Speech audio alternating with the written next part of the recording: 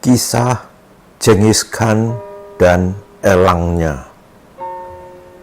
Novelis Brasil Paulo Coelho dikenal dengan novelnya tahun 1988 The Alchemist. Pada tahun 2006 ia menyusun kumpulan legenda, cerita pendek, dan pendapat yang berjudul Seperti Sungai yang Mengalir. Dan di antara halaman-halaman itu terdapat kisah mendalam tentang Genghis Khan dari Kekaisaran Mongol dan elangnya. Dengan kisah ini, seseorang dapat belajar lebih banyak tentang sifat destruktif kemarahan dan nilai tersembunyi seseorang teman yang setia. Kisah Genghis Khan dan elangnya berasal dari kunjungan Coelho ke Kazakhstan. Ketika Coelho diundang untuk menemani sekelompok pemburu dalam perjalanan sehari.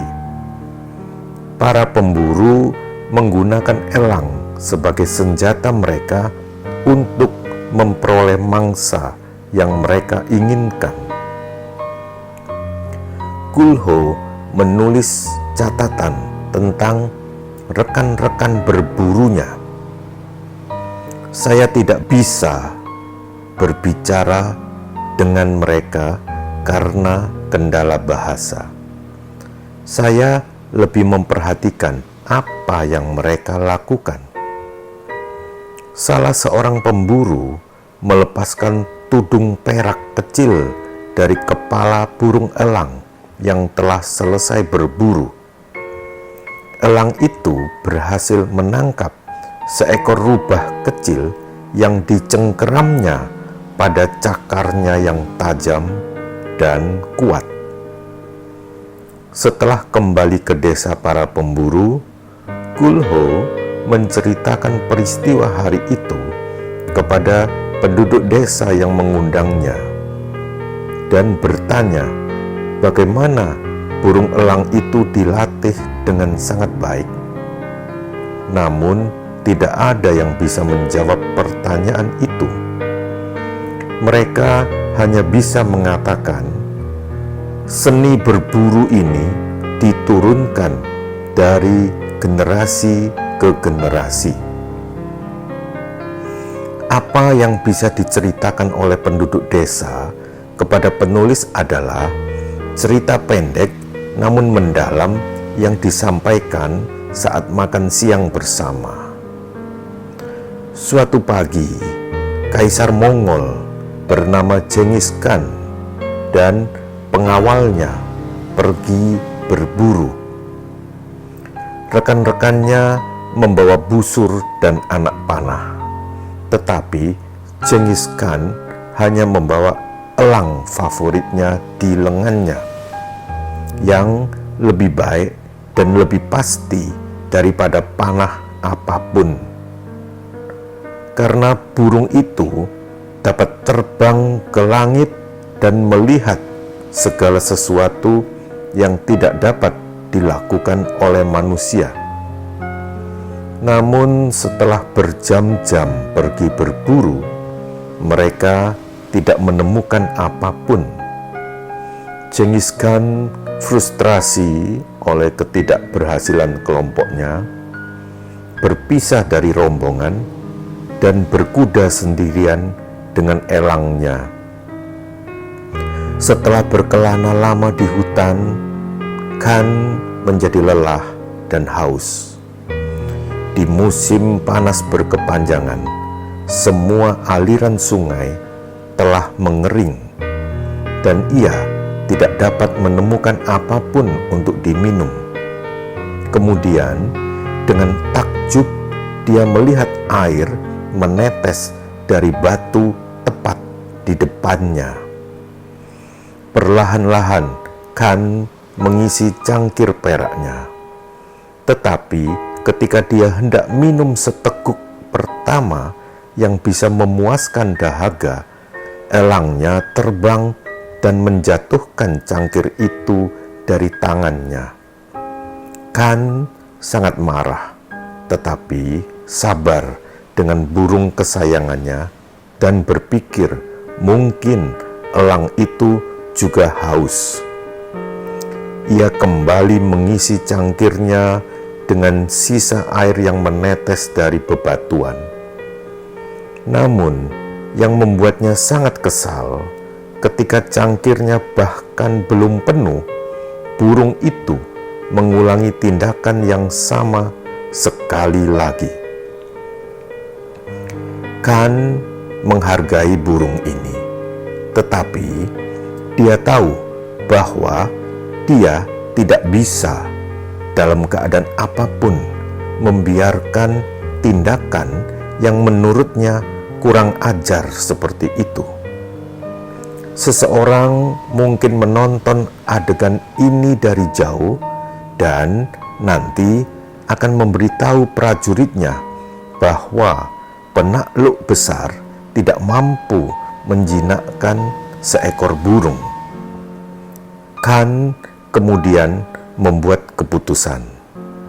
Saat dia mengisi cangkirnya untuk ketiga kalinya, dia memegang pedangnya.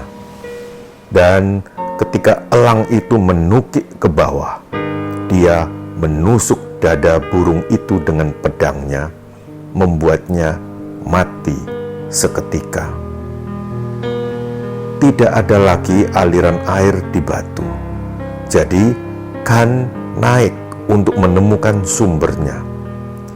Yang mengejutkannya bahwa benar-benar ada genangan air di tempat yang lebih tinggi dan di tengahnya terbaring mati satu ekor ular paling beracun di wilayah itu.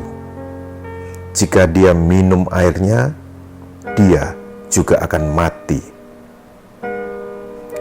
Khan yang dilanda penyesalan mendalam membawa elang yang mati kembali ke perkemahannya dan dikuburkan.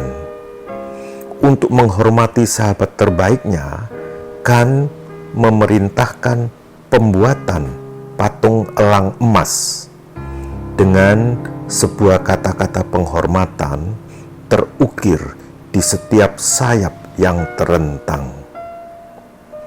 Bahkan ketika seorang sahabat melakukan sesuatu yang tidak kamu sukai, dia tetap menjadi sahabatmu, yang tertulis pada sayap sebelah kiri.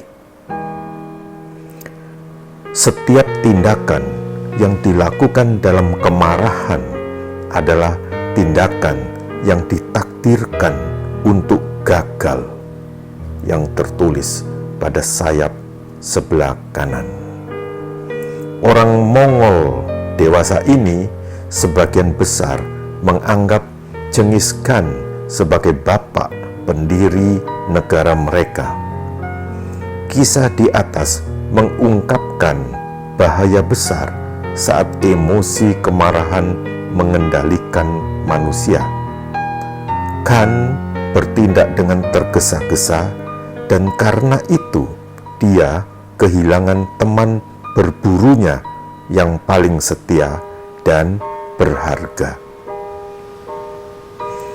Para ahli filsafat, agama, spiritual, dan sains menekankan pentingnya pengendalian diri. Kontrol diri menurut sebuah artikel yang ditulis oleh Nathan Dewell, seorang profesor psikologi untuk American Psychology Association, adalah kemampuan untuk menekan amarah untuk merespon dengan tepat. Kontrol diri, sebagaimana ia jelaskan lebih lanjut, memiliki 3 komponen utama: monitor pikiran atau melacak pikiran, perasaan, dan tindakan; panduan pikiran atau pedoman yang mengarahkan kita ke arah respon yang diinginkan, dan kekuatan atau energi yang kita butuhkan untuk mengendalikan dorongan hati kita. Kontrol diri yang efektif menurutnya bergantung pada ketiga komponen di atas yang bekerja bersama. Selain itu, pengendalian diri memiliki manfaat besar. Penggambaran Kulho tentang Genghis Khan dalam cerita pendek di atas menunjukkan ketika seseorang lepas kendali, maka ia akan melakukan tindakan bodoh yang berujung penyesalan. Hal ini sebagai pengingat bagi kita semua. Ada begitu banyak yang dipertaruhkan ketika kita bertindak dengan tergesa-gesa.